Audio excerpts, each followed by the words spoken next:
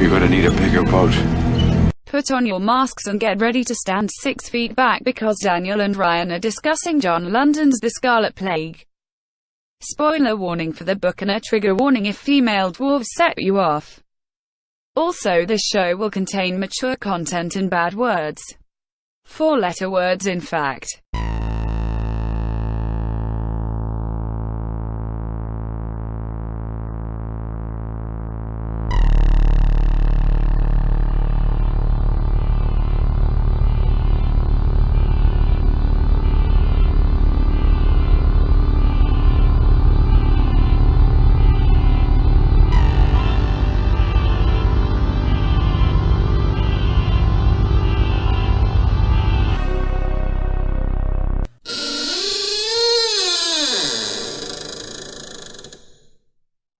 Welcome to episode 10 of The Horror of Babylon. I am one of your hosts, Ryan, and with me as always is Daniel. Say hi, Daniel. Hi, Daniel. Congratulations on making it to the double digits of podcasting.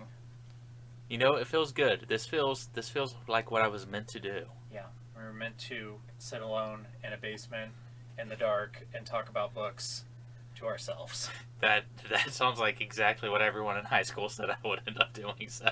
Yep. Alright, so this week we are discussing Jack London's The Scarlet Plague. This is my second time reading it, and this is your first time reading it, right, Daniel? Yes, Okay, so we're just going to give a little background on Jack London like we do. We like to get to know our authors a little bit. So you are probably familiar with Jack London for books such as The Call of the Wild, White Fang, and To Build a Fire. Mm-hmm. He's known for his naturalist writing. If you get a little deeper, dive in his Wikipedia hole, though, you'll see that he actually has a pretty diverse bibliography, including a lot of dystopian sci-fi titles. He was the first American author to become an international celebrity and earn a large fortune. So he was the first, like, big paid author. Yeah, he was the J.K. Rowling of his time. Oh, that's funny. He's born 1876, died in 1916. He was very pro-union, and a lot of his books were about class struggles, and there's a lot of themes about class in this book, which we'll talk about. He was a war correspondent during the Russo-Japanese War, which was war between Russia and Japan, and he was arrested 3 times by the Japanese for getting too close to the front lines. And the last time he was arrested, he was only let out because Teddy Roosevelt had to intervene. It's my third favorite war. It's after Golden Kamuy, it's up there. And when he died, he was suffering of alcoholism, dysentery, and uremia. He was taking a lot of morphine to deal with the pain, and there's a lot of speculation that he may have killed himself. And that's a fun fan theory that has some internet holes you can dive through if you want to do that. I will be diving through that hole later tonight. And then just a little bit about the Scarlet Plague itself. It was first published in London Magazine in 1912. It is a novella, very short novel. It's considered the start of his professional decline, which seems weird to me because I love it, but I also haven't read anything else he's done. So I can't really comment on that. Oh, so I've read more Jack London than you. I started reading Call of the Wild in 10th grade and didn't finish it. I read Call of the Wild and White Fang. I was actually obsessed with White Fang as a kid. Okay, cool. I mean, I saw the movie as I was one of those kids that was like obsessed with wolves. I mean, wolves are great. Yeah. They really are. I had a bunch of like ceramic wolf statues. And also this book is inspired by Edgar Allan Poe's short story, The Mask of the Red Death, which is pretty obvious to anybody who's read it. When you first told me we were going to read The Scarlet Plague, I thought it was Mask of the Red Death. No, but I actually meant to reread Mask of the Red Death before rereading The Scarlet Plague. Yeah. And I forgot. Mm-hmm. Because that could have been something we could talk about. Have you read Mask of the Red Death? Yeah, but it's been a while. Yeah, same. I haven't read it since. I read it in high school, and I've probably read it one more time since then. I think it was probably in high school. Yeah. All right, so we are going to kick it off by talking about structures and themes. So the first thing we want to point out is this is one of, if not the original pandemic apocalyptic novel. Daniel, this is your first time reading it. what were your general thoughts about it as a pandemic apocalyptic story? Serviceable, I guess, would be the word I use. I guess it's probably just because I've read so many more modern ones, like the ones that this one probably inspired. It wasn't bad. It moved at a really brisk pace. Everything seemed to happen super quick, but when you're writing this was 90 pages of really large print. Yeah, and it was published in a magazine, so it's kind of like it's considered a novella, but I don't think it would be inaccurate to call it a long short story. Yeah, it probably rides that line. So I was thumbing around for reviews on it of it online. Mm-hmm. Speaking of which, it's not a book that's really talked about these days. It's hard to kind of find any reviews on it, unlike if you're reading a Stephen King book or even Phantoms. I found a lot of tertiary resources on Phantoms. Yeah. But a lot of the reviews I did say were mostly positive, and they said, yes, I liked it, but maybe it didn't make a big impression on me because I've seen all of these tropes in more modern stories. But yeah, this book is from 1912, and it really kind of inspired all of those stories. Right. Like, when I was reading it, I can see the influence it's had since its release. Stuff like I Am Legend, The Stand. It takes a lot of those very dystopian isolation feels that these stories give you. I can't remember the main character's name in I Am Legend, but Grancer in this, they reminded me of each other. Grancer? Yeah, is that how you say that? Grancer? Yeah. Yeah, Grancer. Okay, I was just making sure. A lot of this was like me going, God, I hope I pronounced this right for this podcast. Why you be using such big words, Grancer? Just talk regular talk, like regular people, Grancer. How has this not had an adaptation? That would be hilarious. I know. We're going to talk about that later, but I think it could be a good movie. Yeah. One of the things that the Scarlet Plague distinguishes itself as in apocalyptic storytelling, in most stories, people rebuild society. And let's just take The Stand as an example. Mm-hmm. The captain trips, hits the world at the beginning of the summer. By the end of their summer, they're already rebuilding a community in Boulder. And that's true of a lot of apocalyptic storytelling, like The Walking Dead. They eventually get to the point where they're like building different cities and they're reforming government. But in this story, the opposite happens, where people actually devolve. There is still a society because they have these different tribes that started from different groups of survivors, but people are actually becoming less intelligent, they're using less language, they're becoming more animal-like, and our main character theorizes that eventually everything will circle back around and society will come back, but for now, people are devolving. I mean, yeah, that's pretty much exactly what happens in the book. It was interesting to see it from that angle, because a lot of times you're sitting there, you're watching something like The Walking Dead, The Stand, and you eventually end up with competing societies. And this you end up with sort of competing tribes.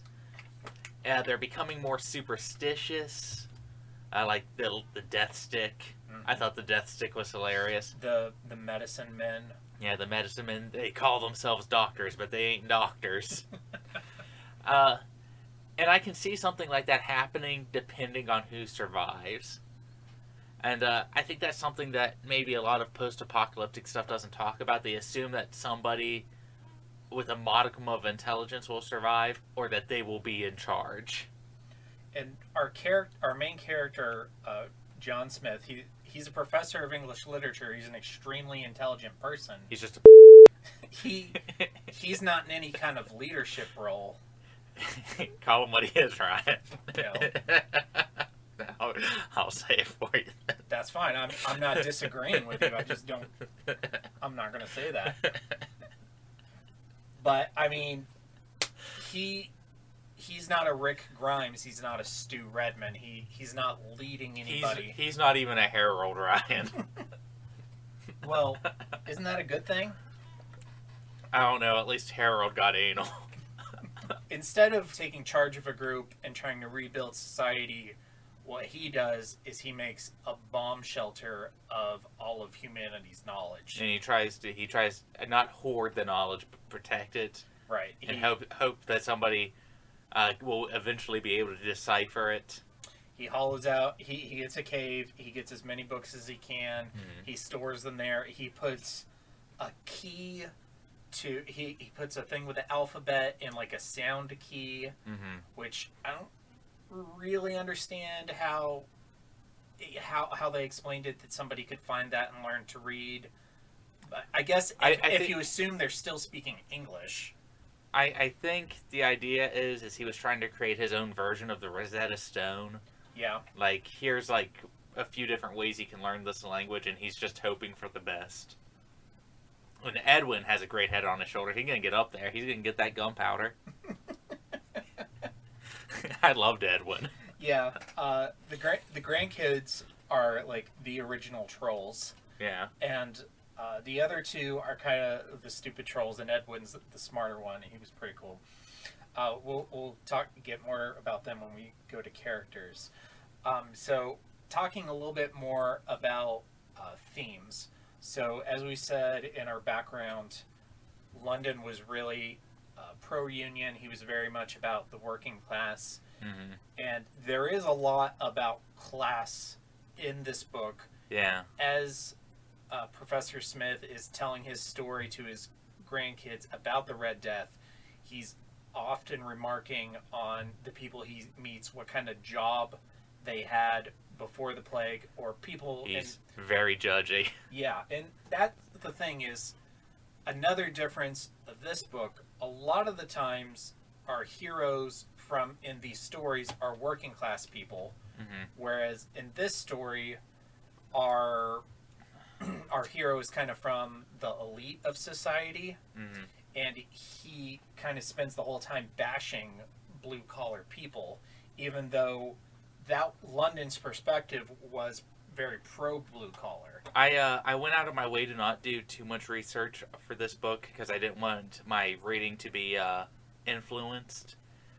I was reading this book and the way he was talking about other people, and even the way he's kind of referring to his grandsons, and I'm sitting there wondering, like, if part of this was meant to be him being, like, an unreliable narrator.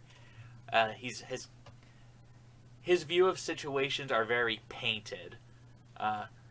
He almost did read to me kind of like a Harold, this was supposed to be my adventure type of dude, and he ends up just being in the bottom rung of almost every group he comes in contact with, be it the first survivors he came across, be it the second group, be it his grandsons.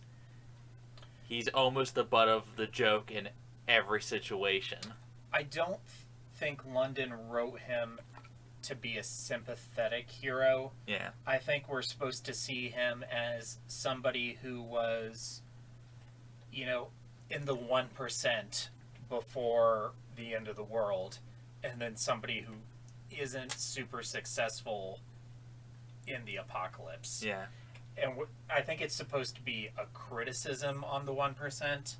But it also comes off as a criticism of the bottom percent. Right. I think that's the level 1 reading, because when you're reading it, our protagonist is bashing people who had blue-collar jobs, like the chauffeur. Now, the chauffeur is a bad man. But, well, at least according to the guy telling the story. True. Okay. Let's assume he's a reliable narrator for now. Yeah. When he first meets the chauffeur, he's like, oh, this guy was a chauffeur, and I was a professor of English literature. And if your level 1 reading there is, oh, blue-collar people are stupid and bad. And then the character mm-hmm. turns out to be stupid and bad. So, yes, that was the impression I got while I was reading. Is like, oh, it doesn't really sound like London is very pro-working class here. But then maybe Yeah, the professor just didn't come off as reliable to me in his opinions of these people. Or maybe he just is supposed to be a jerk and we're supposed to like everybody else more than him. I don't know. I don't know. But there's definitely a lot about class, but it is kind of confused. And obviously we can't send him a tweet and ask him because he's been dead for 106 years. That's a long time. That is a long time. Okay, so just a little bit about the structure of the book. It starts 60 years into the apocalypse, where our main character is a very old man. He's hanging out with his grandchildren, who are basically like little savages. They live in this tribal society. His grandkids are in charge of taking care of the goats, and they're on the beach. They had just collected a bunch of mussels and crab, and they're sitting down to eat a meal, and they ask him to tell them about the Scarlet Plague or the Red Death. They actually use the term Red Death a lot in the...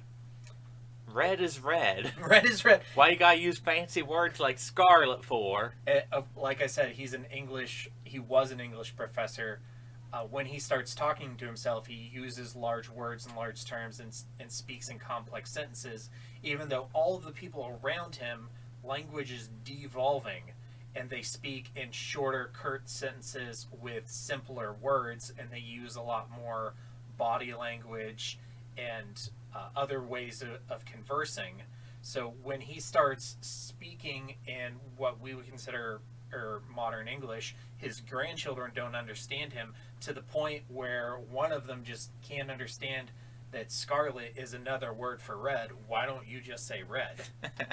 Which I have heard people say that sort of thing in real life. Not about colors, but... I have had discussions of poetic language with my fair share of people, too. Right. Some people don't like that flair. You can speak in simpler terms and get your point across, Daniel. I think there's a difference between speaking simply and speaking directly. Yeah. I'm very pro speaking directly, but not necessarily simply. I don't know. That's a whole nother discussion. But anyway, so he tells them the story of the Red Death, and then he basically takes it from the onset to the epidemic itself, the immediate aftermath, and then his story afterward kind of brings it to the present, and they wrap off the story and they go to take care of the goats. Yeah, and that's it. Yeah, the structure is very simple. There's not a lot of if you're looking for like closure, you want the heroes to win. That's not what this kind of story is. No, it's... This is very much a how did we get here story, and nothing's gonna get better. Yeah, we might as well have been one of his grandchildren sitting on the beach listening to him, because that's really all you get. Yeah. The part on the beach is really just a frame narrative for the story about the plague and the past. And aside from being a frame narrative, it gives us some world building about what the future is like post the plague. People living in tribes, language devolving. Nobody who survived prioritized keeping technology. It reminded me of the part in The Stand in book 2 where Glenn is talking about why are we getting the electric back on. That's recreating this world that brought us to where we are, that created Captain Trips. So obviously Glenn wasn't thinking, well, I'd rather have what happened in the Scarlet Plague. But, well, because he's the professor, he thinks that an intelligent discussion will get him everywhere he needs to be. Right. Anyway, where did that get him? Dead. Exactly. Dead at Randall Flagg's feet. Okay, so going to talk about characters a little bit. We've talked about Professor John Smith a lot. And I do want to point out that this is our third book, and so far every book has had a professor. We had Glenn, Professor of Sociology from The Stand, Timothy Flight, the archaeologist and the anthropologist from Phantoms, and now we have John Smith. People just like professors. Can you rank our professors so far? Timothy Flint, number 1. Yeah. I don't know. Glenn, and then this dude. I would probably say the same. Yeah, this dude just... I think Glenn made some occasional good points, especially when it came to, like, mysticism and stuff. I thought that kind of insight was funny. Yeah. Not funny. Well, it was funny. Mm-hmm. But it was interesting to see a real logical dude try to reconcile literal magic happening in front of him with his soft science degree. Yeah, I mean, an atheist being confronted with what somebody in the universe could say is a proof of their god. Yeah. And instead of, being defensive and doubling down, he's like, well, I don't have any proof that you're wrong, so we're just going to roll with it. Though I will say that John Smith very much reminds me of what actual college professors will be like in an apocalyptic scenario. Yeah.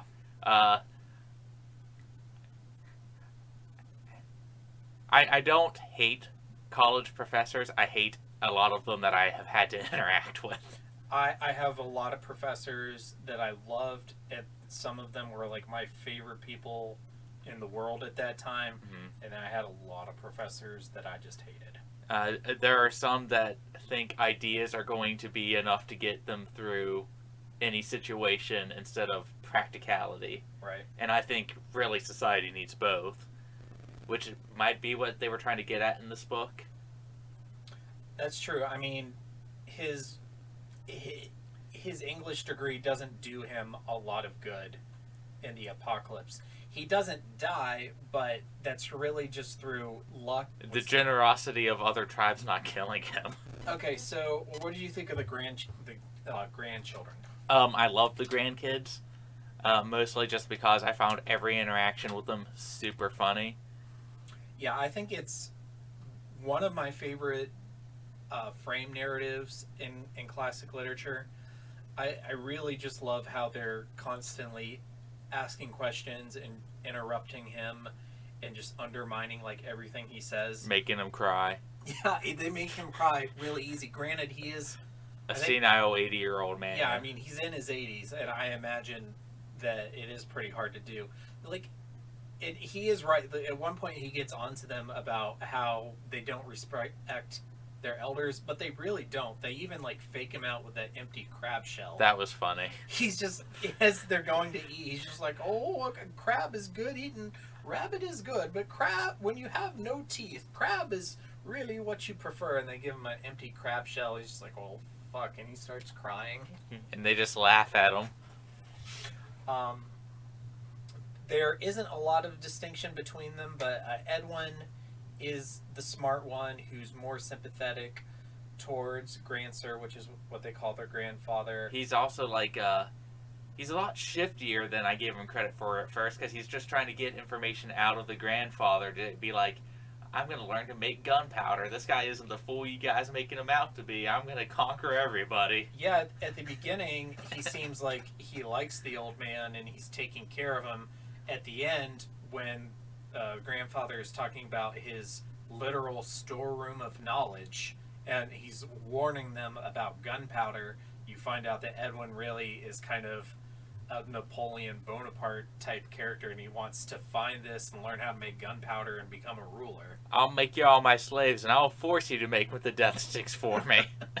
And then the other two are Hairlip, and I think the other one was like Hoopu or Hopo or something like that. I think it was just Hoo-Hoo. Hoo-Hoo, that's right. It was Hoo-Hoo. Yeah, not a great name. If you need an example that humans are devolving, when they start naming their kids Hoo-Hoo. Well, that's because that's what he came out of. Yeah. And I'm assuming they call the other one Hairlip because he has a hair lip. Yeah. That's what I was picturing the whole time. Yeah. And they're the ones that are really more of the trolls. One part I wanted to flag up is when the grandfather is warning them about the medicine men and how they're fake doctors. I think it's Hairlip who says, no, I'm going to save up all of my goat skins and I'm going to go to a medicine man, give him everything I have. He's going to teach me his medicine, and then I'm going to crack some fucking skulls. Yeah. Then I'm going to be the one with the big dick. And I will have the big dick energy. The big death stick energy. The character-wise, there's not a lot of other people to flag up here. Most of the characters are really just kind of inconsequential. The only other ones I wanted to mention were the chauffeur and Vesta. Mm-hmm. So after our professor has been living on his own for a few years, he comes across the chauffeur, who was a chauffeur, like, of limousines and rich people in the before times. And Vesta, who is this woman he falls in love with, she was a wealthy heiress and the wife of, like, a billionaire. A quick side tangent. At the beginning of the book, where they mention that the president is chosen by, like, a group of CEOs, and they also say that most of the people are in the working class, and, like, the 1% take everything that they grow and give them only a little bit because they're slaves. Did you take that as literal slaves, or just, like... When I was reading it, I thought he was trying to dumb it down for the grandkids, and to put it in terms that they maybe could understand. But then so much more of his story was literally using stuff that I'm like, there's no way these kids know what the hell he's talking about. So it was written in 1912, but the story of the plague takes place in 2013. So at the same time, it's a apocalyptic story. It's also kind of a dystopian future. Yeah. A dystopian future that leads into a plague. Yeah, which, that's a lot, but it fits a lot into 90 pages. Yeah, so I'm sure somebody out there has the answer to that. I don't know. I was just wondering that myself when I read it. Like I said, I tried not to look too much into it because I didn't want how I was reading the story to be influenced. When I first read it, I took it as a metaphor, and now that on the second read and the more I think about it, I think it could have been literal, that they had actual slaves. Yeah. But I mean, who's to say? But anyway, so he meets the chauffeur and his wife Vesta. He immediately falls in love with her and sees that she's in this bad situation where she's basically a slave to the chauffeur. And he says, I'm going to give you my horse and all my dogs if you give me this woman. And he gets fucking laughed at, as he should have been. Vesta begs this guy, allegedly, I want you to kill the chauffeur for me. I'm sick of being his slave and having to degrade myself before this guy. And all John Smith can do is talk about how much of a pussy he was and how afraid he was of this guy. I'll give you my dogs. Let's assume again he's a reliable narrator. He says that the chauffeur beats his wife, that he degrades her, he forces her to do things she doesn't want to do. This book isn't X-rated at all. It doesn't get into sex, but you can assume. Picture, you can imagine. Yeah, some bad things. He says a lot without saying a lot. So, right or wrong, killing an abusive husband aside, it gives enough justification to our main character to take some action against the chauffeur. But he doesn't. He explicitly says he's afraid of him. He does literally nothing. But he could have, and I'm not saying I would have done this, and I'm not saying this is right. I would have done it. But he could have killed him in his sleep. He could have poisoned him. I was sitting there reading that going, you deserve to be bullied by your grandchildren if this is an accurate representation of your behavior leading up till now. He could have shot him in the back if he really wanted to. And then he talked, John Smith talks about his wife later, and he pretty much says, yeah, this was as good as I could do. Yeah, so he eventually just gives up and leaves, and then we're told later that the chauffeur murders Vesta by throwing her off a cliff. They're actually told in story that she fell off, but our main character believes she was murdered. Yeah. Which, based on what he said of the chauffeur, is probably true, but then again, like you said, we're questioning, is he reliable? I don't know. But he goes to another tribe that's more friendly, who takes him in, and kind of he's one of the last 3 survivors to arrive at this tribe, and he gets how they describe is, and I'm not saying this is a good way to describe women, but London kind of describes her as the bottom of the barrel of available wives. Yeah, she's just what was left. I think her name was Bertha. It was Bertha, and I'm not. I apologize if your name is Bertha, but when I hear the name Bertha, there is an image that comes to my head, and it is rustic old Russian woman. Yeah, I mean. So that's what I pictured. Was Gimli in a shawl? That's what I pictured was left People for think him. there are no dwarf women. They're all named Bertha. They're all named Bertha. And they don't leave the mountain. He gets to have kids with her, and she goes, that counts as one. Okay, Lord of the Rings tangent. Did you know that the ratio for dwarven men to women is actually 3-to-1? And because of that, the vast majority of dwarves never have a mate. That's interesting. I mean, I kind of like that. That explains why they're so hyper competitive. Yeah. I mean, they just are full of semen. Just That's great. That only counts as 1. That might be your best tangent. Yep. Okay. All right, so that basically wraps it up for characters. Although I do want to circle a little bit more back to John Smith, because there's more examples in the story of him not taking action when he could have. For instance, so he first gets exposed to the Red Death in his classroom. Then he goes back to his home and he quarantines. Yeah, he just waits. Which is good. That's cool. Yeah, I support that part. Yeah, that was awesome. It was weird to see like a book written 110 years ago talking about quarantining at home when you're exposed to an epidemic. All right. So then his brother comes to pick him up because they believe they're safe. And when his brother gets there, he finds his brother's face is all red, and that's the first sign that you've caught in it. And he essentially just like slams the door in his brother's face. Not saying that, I'm not sure exactly what you do in that situation, but I'm pretty sure you don't do that.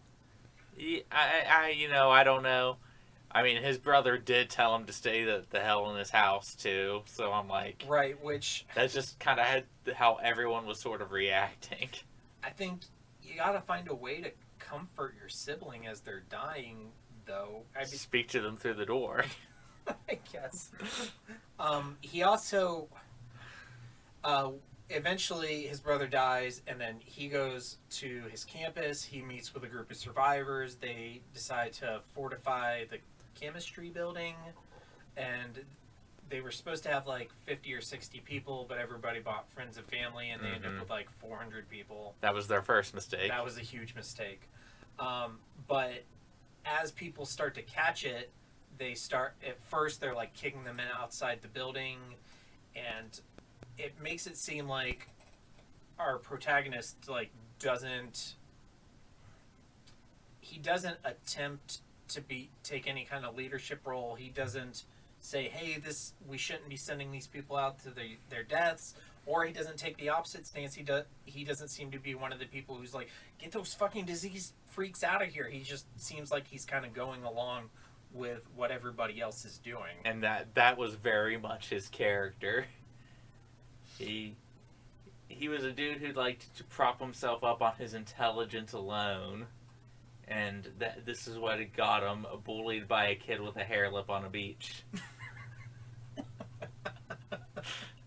I wonder if... With a dwarven wife. I wonder if when Hairlip grows up, if he grows a mustache and they change his name to Mustache. If I ever meet him, I mustache him that.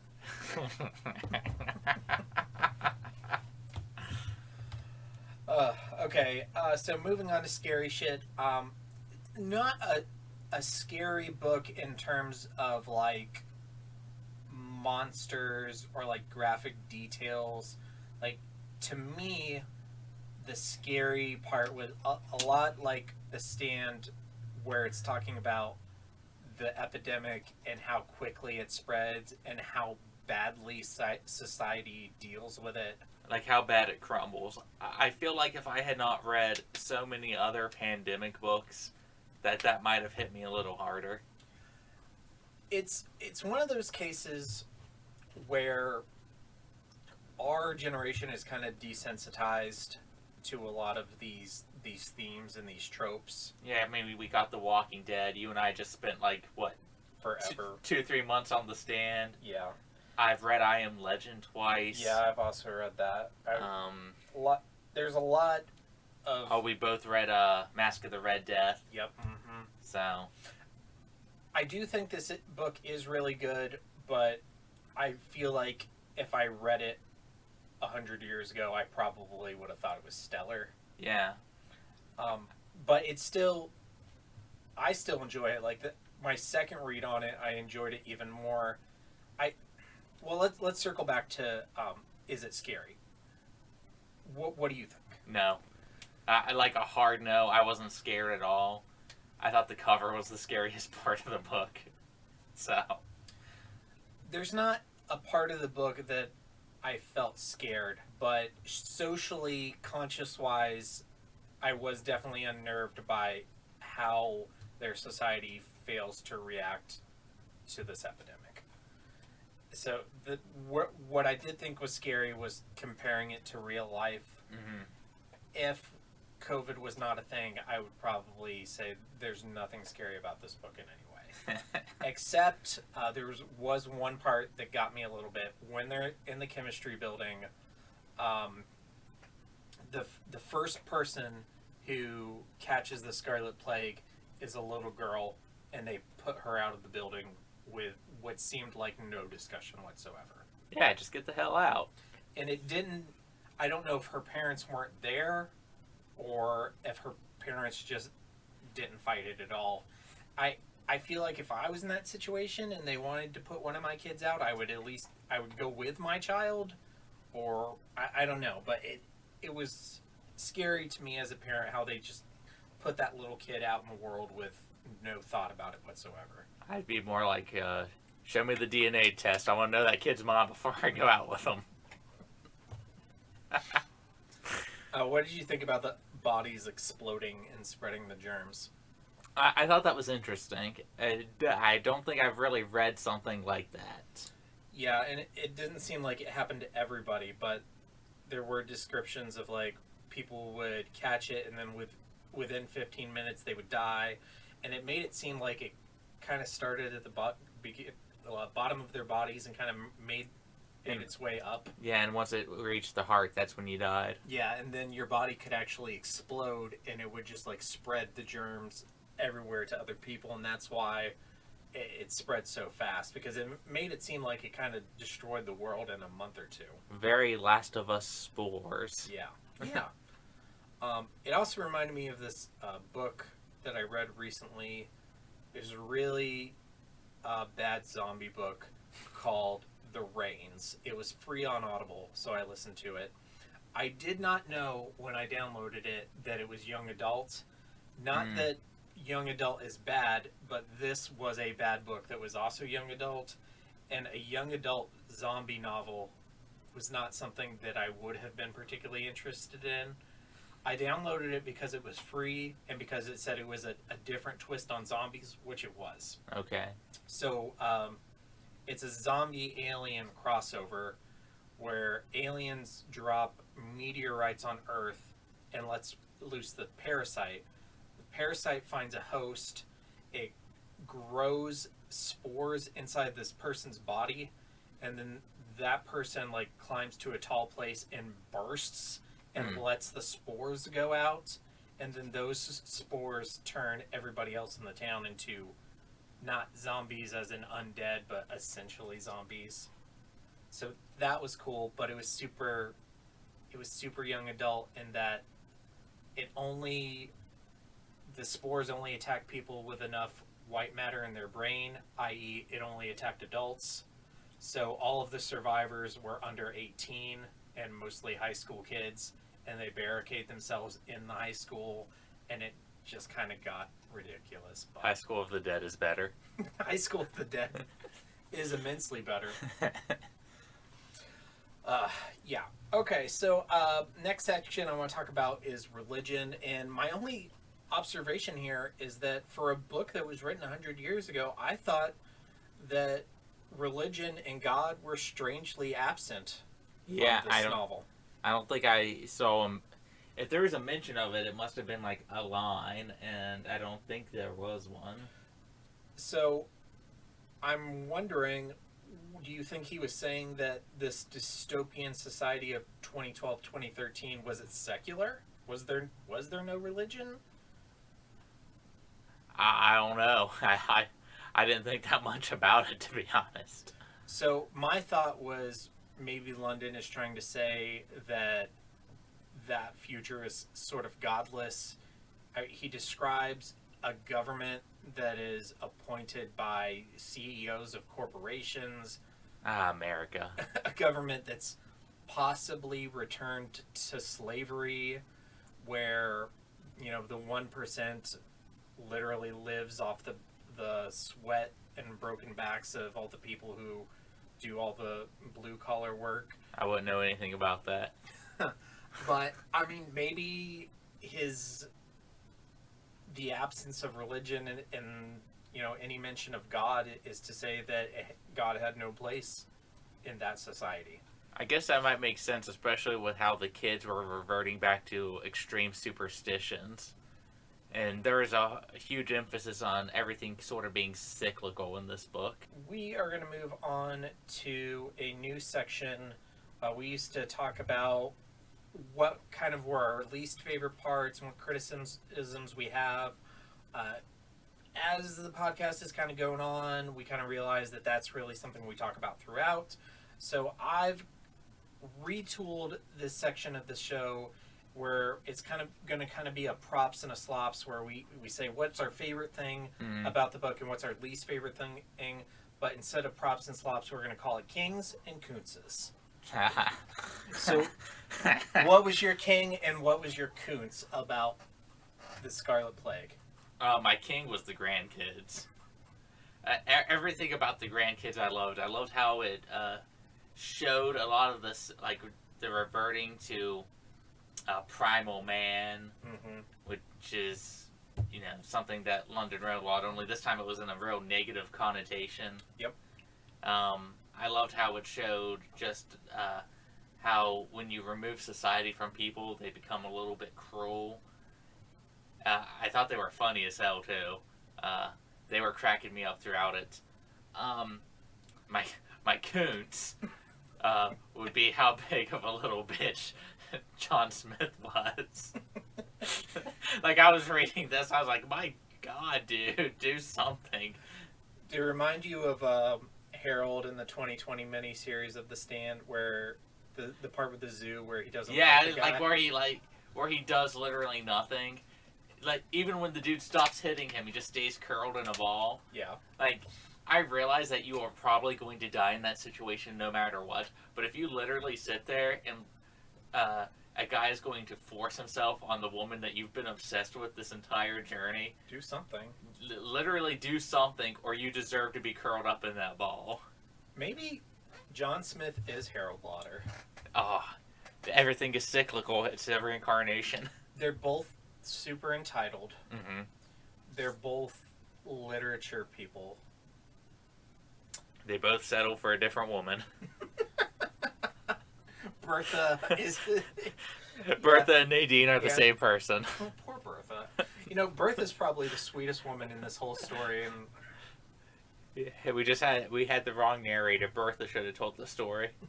I met the kindest, sweetest man who says these words I don't quite get, but yeah, I love him anyway. Okay, so my king, the grandkids are up there too. I'm a sucker for, like, fall of society type stories. Yeah. I think another highlight is also, like, his natural descriptions of the world, like, reverting back to its natural state. But for me, if I had to pick one thing, I think my king would be the world building about society as it is post Red Death.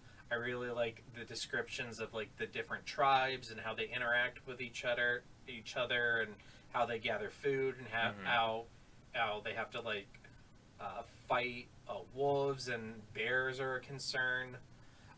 One of the more poetic parts of the book that I really enjoyed is how they're spending time on a beach outside of San Francisco that at one point was like super popular, like millions of people would go to this beach to hang out, and now like they're having to fight wolves over their goats on this beach. And it's just like a great contrast of how the world has changed. Yeah, okay. And then for my Koontz, I think I'm right there with you. It has to be Professor John Smith. My first read, I don't think I realized how much of a jerk he was. Yeah. But then on my second read, I was like, man, he's not really a sympathetic protagonist at all. He does not read. Granted, he might have been dealing with like 60 years of bullying from his grandkids, maybe. Yeah. But I'm more critical of young John Smith than of old John Smith. But I'm sitting there going, man, the way he is talking about people, he does not come across as a person I would want to share a beer with. No. Okay, so moving on to our next section. There is no legitimate adaptation of this story, which I'm surprised about for a few reasons. One, because it's been around for over 100 years. Two, because apocalyptic stories have been popularized because of The Walking Dead, and it's also something that would be easy to get a license for because the story itself is in the public domain now. We could make it. Yeah, we could make it. The only adaptation I saw was like a fan film, like a YouTube, and I haven't even gotten a chance to watch it. I call playing the chauffeur. Yeah. Okay. I mean, yeah, it's something we could do. It wouldn't be that hard. We just need to go to a beach. But what would you imagine an adaptation for this to be like? Would film, TV, comic, video game, like, what do you think? I definitely think you could easily do a comic of this.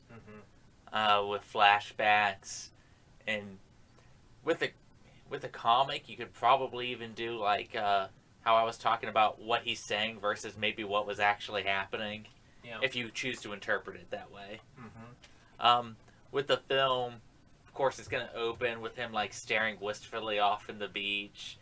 My only fear is they would soften the grandkids up a lot for an adaptation. I feel if I were in charge of a modern adaptation, I would tell the casting people, like, okay, I want kids who play like Fortnite and Call of Duty online and just trash people. Yeah, that's what I would want. I don't think that's what people would do. If you and I were in charge, I think we would just do a straight adaptation. I think I would just go to the local middle school and find like the 3 most annoying kids I could find. And I'd find the sweetest old man, and I'd be like, I just want you to bully this guy until he cries. And then we're going to just narrate over it as the backstory.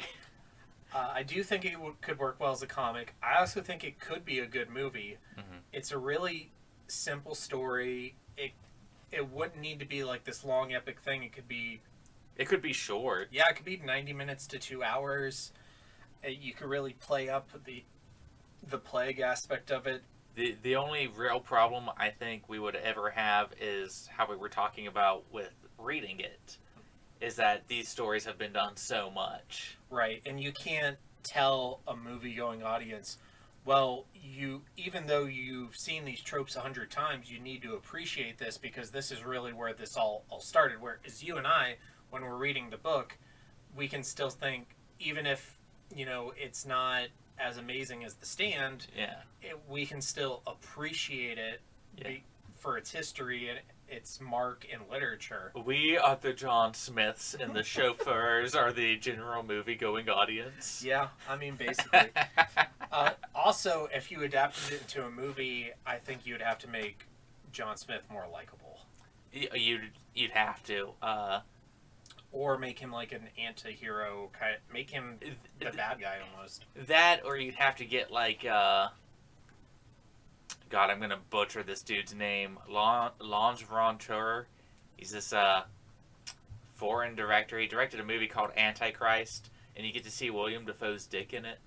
Nice. Yeah, it's pretty good. I've seen Willem Dafoe in softcore porn.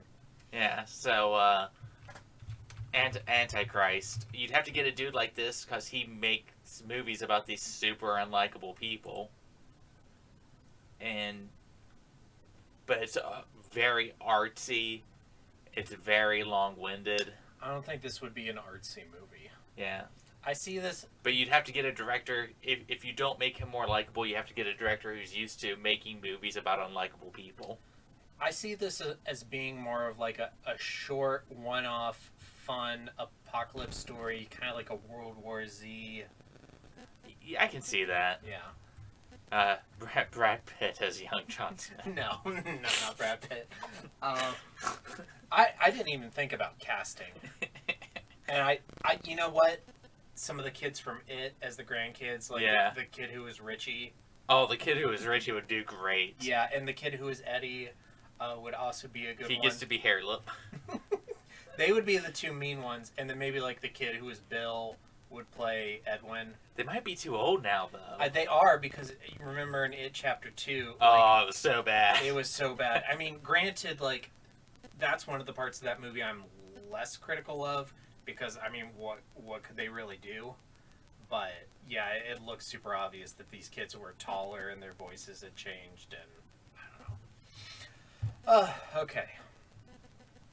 Alright, so, we said earlier in an earlier episode, as we go through our books, we're going to be ranking them, and we're kind of have our own lists. So far, we're both on the same page where we're saying The Stand is the best book we've read, and Phantoms is number 2. I went first last time, so I'm going to let you go first this time. How would you fit The Scarlet Plague into your list? It would, right now it's at the bottom. I don't think it's a bad story.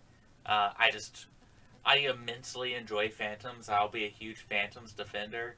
And The Stand, it's sort of weird. It's like the lineage of the Sith. You start with Darth Bane. He's the Scarlet Plague. And you get to end with Darth Sidious. That's The Stand. It's the apex of this trope. Yeah, I can see that. I still am having a hard time deciding exactly where I'm going to put it. So... I think if you're talking about the best parts of The Stand and the best parts of Phantom, they're both definitely better than The Scarlet Plague. Yeah. Scarlet Plague, I think its strength is that it's such a short, tight story that it doesn't have any, like, major criticisms that we had in, like, The Stand and Phantoms. It doesn't have those same kind of low points. Right. But it also doesn't have the same kind of high points. Right. And it's just more like a good story throughout, but nothing in it that was like... And considering I read a lot of these books to feel some form of horror or terror, I didn't feel that at all. So this one, I mean, I hate to do it to Jack London. It might be on the bottom of mine for a while, especially because I know some of the stuff we have coming up. Yeah, we have a lot of good books coming up. Spoiler alert, I'm not going to put The Mist below Scarlet Plague. Yeah, there's no way. Okay, I'll be surprised if I put it below Phantoms. Honestly, I really like The Mist. Yeah, same. Okay. But I'm waiting to reread it. So I'm going to go ahead and put The Scarlet Plague at the bottom for me as well. I think if I look at them as a whole, there might be some days where I'd say I like Scarlet Plague more than Phantoms, but the parts I really liked from Phantoms, nothing in Scarlet Plague touches those. So yeah, I'm going to say The Stand, Phantom, Scarlet Plague. So our lists are still the same, still moving forward. Yep. So another new section, I just wanted to talk about some further reading. I got these actually from a Wikipedia article about the Scarlet Plague. The author suggested these stories if you enjoyed this book. Mary Shelley's The Last Man. She, of course, wrote Frankenstein. I didn't know she wrote anything else. Yeah, I have not read The Last Man, but I do. If Mary Shelley wrote an apocalypse story, write it. Yeah, I want to read it. I have read one other thing that she's written, The Mortal Immortal. It's a short story she wrote about a guy who discovers an eternal youth elixir, and basically he lives forever, and it's about how bad living forever is. Well, that sounds cool. It was cool. It was good. I recommend it. I'm surprised how much I liked Frankenstein, and now I want to read everything she's written. So. Yeah, Frankenstein was like, it was nothing like what I thought it was going to be. It was literally better than every adaptation has ever tried to be. Except for maybe Young Frankenstein, but that's... That's like a whole different can of worms. I mean, that's like comparing rice balls and whiskey. I don't know. It's like comparing rice balls to donuts that they called them in the English dub. Yeah. Also, George R. Stewart's Earth Abides. I know nothing about that. Michael Crichton's The Andromeda Strain, which I've always meant to read, but haven't. It's still on my list. Yeah, I haven't gotten around to that. And then, of course, The Stand. The Stand. Oh, Mask of the Red Death. And Mask of the Red Death was not on that list, but we're adding it to that list. And also, Gyo by Junji Ito. Oh, we'll mention this is going to become a Junji Ito podcast by the time October rolls around. Yes, for sure. And then also, I wanted to shout out the Classic Tales podcast. So it's a weekly podcast that does audiobook narrations of classic novels and short stories. That's how I experienced The Red Death. They did a couple episodes just reading it out as an audiobook. The guy who does it, BJ Harrison, he's a very talented narrator. He does it professionally. You can subscribe to the podcast and go back through their back catalog, and they have just lots of great stuff. They do all the Sherlock Holmes stuff, lots of Agatha Christie, lots of horror stuff, including a story that we're going to be doing soon, The Mark of the Beast. You can also go to their website, classictalesaudiobooks.com, and you can support the show by buying downloads of their audiobooks, and you can get them directly through Audible. I do it a lot, and they're cheap too. You can get a lot of their stuff for like $2-3. Huh. So highly recommend Classic Tales podcast. They're really cool. So moving on to what we have next. We are off next week, but we are going to be back the week of March the 6th with our episode on Stephen King's The Mist, which is another novella, one of my favorites from Stephen King. Super excited. Following week on the 13th, we're going to do the Mist film adaptation, which from Frank Darabont, which I love. Yeah. We're not going to cover the Mist television show. Maybe we'll download the first episode and watch it. Maybe we'll do like a episode. Yeah, and just talk about it on the movie episode. Yeah. Yeah. I don't like to take other people's opinions about whether I should watch something or not, but I've literally heard nothing good about the TV show. I just don't want to do it because after sitting through the 2020 Stand, I just want to sit through another one. Yeah, and this, I think it's like, it's only one season, but I think it's like 10-hour-long episodes. Yeah, that's too much for The Mist. And that's literally longer than it takes to read the book. Yeah, if my slow ass can read the book overnight, then anybody can. And I can't do this TV show overnight, so it's not worth it. Yeah, so maybe we'll watch the first episode and talk about it a little bit on the movie episode. Maybe we won't. Yeah. I don't know. But after that, the week of March 20th, we're going to talk about The Mark of the Beast, which is a classic Rudyard Kipling horror short story about some British soldiers in India who trash a Hindu temple, and one of them gets cursed for it. Really good one. Then we're off the last week of March. First week of April, we will be back with Gotham by Gaslight, which is the Batman story where he faces off against Jack the Ripper. And then the next week, we're going to cover the film adaptation of that. Sounds great. Yeah, so we have great lineup. A lot of really awesome things. As we close off here, I was a little worried that we weren't going to have enough to talk about with this book, but we talked about it for a good hour without really umming and ahhing at all. Yeah, no, I mean, I'm actually surprised how long we were able to get content out of this. Yeah. Just goes to show you that if you got a good story, you can find stuff to talk about. Yeah, and for all of our criticisms, it was a good story. I enjoyed it, and I recommend it. And anything is better than the film adaptation of Phantoms. Anything. Fuck you, Kevin Smith.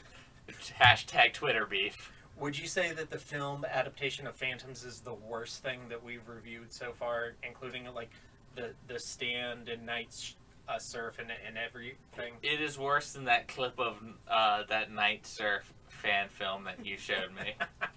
And that was pretty bad. That was pretty bad. All right, well, thank you very much for joining me tonight, Daniel. Thank you for having me, Ryan. All right, thank you everybody for listening. Stay tuned for our socials and stay scary.